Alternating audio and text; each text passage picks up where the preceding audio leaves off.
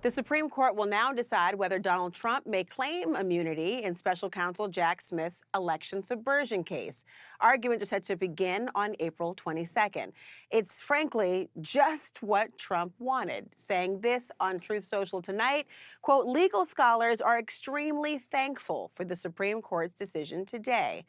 I want to bring in Trump's former lawyer, Michael Cohen. He's also a principal at Crisis X, host of podcasts Mea Culpa and Political Beatdown, and of course, the New York Times best-selling author of Revenge, How Donald Trump Weaponized the United States Department of Justice Against His Critics. Michael, thank you so much for being here today. I have to get your reaction initially to this announcement from SCOTUS. He thinks it's a win. Many believe it, in fact, is for him just having the delay. Do you think Trump is nervous at all, though, about why he wanted this kick down the road? Yeah, he's nervous about everything, and he has the right to feel so. Think about it. Here in New York, that's just one of the many legal issues that's currently confronting the former president. I think we can't ignore the fact that our Attorney General, our unsinkable Attorney General, Tish James here, just achieved a fantastic result in repatriating more than $500 million back to the great state of New York. And more importantly, for thanking me for being a catalyst of bringing this case to the courtroom. So he has a lot of reasons to be nervous right now, and that's just one of them. Let's not forget March 25th. We're starting now the Manhattan District Attorney case, which is not civil, but criminal. So, yeah, he may delay one, but the other ones are still moving forward. I want to get back to immunity in just 1 second, but you mentioned this case Letitia James was overseeing, and Trump has now admitted that he does not have the cash to pay this $454 million civil fraud judgment. It all goes really at the core of whether he truly is rich and successful and as rich as he says. Do you think that he is embarrassed by any of this, or is this part of, well, savvy business dealings? Well, of course he's embarrassed because his entire net worth, the constant reiteration that I'm worth at least $10 billion, maybe even more, obviously goes to his id, his ego, his super ego, and that's now super deflated because it's just not true. They had to acknowledge that they don't have it. It wasn't that long ago that he stood on the stand and he told everybody that he was worth many, many, many billions of dollars and that he has very low debt to value ratio, and that he was very, very cash rich. Well, we know that that's just yet another lie that was told by Trump. Who's he going to do? What's he going to call J.G. Wentworth and say, I need cash now? How is he going to raise more than this $500 million that he owes in order to be able to file an appeal?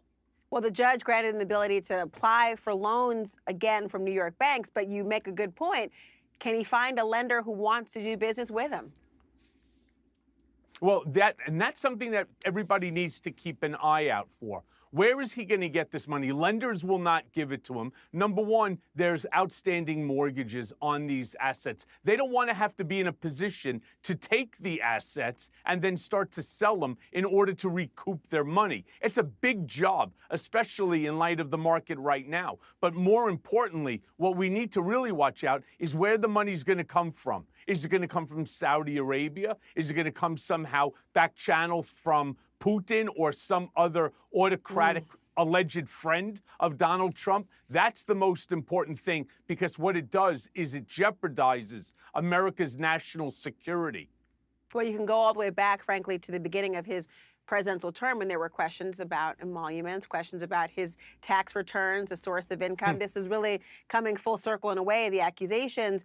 But let's get back to this immunity issue, because it's a really big one today. I remember not too long ago, people would say they were going to be a part of his administration because they wanted to be the so-called adult in the room.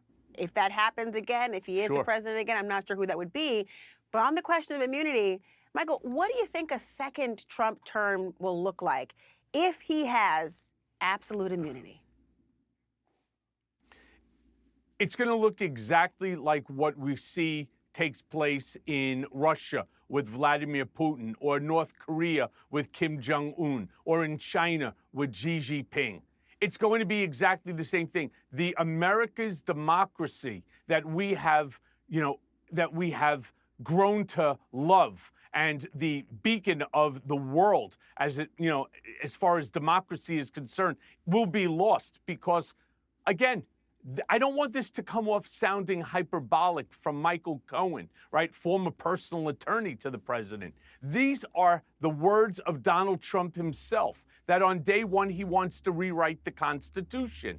On day one, he wants to destroy the tripartite system of government to get rid of the power of the legislative branch and the judiciary and confer all power onto the executive branch, meaning himself. Will he pardon himself?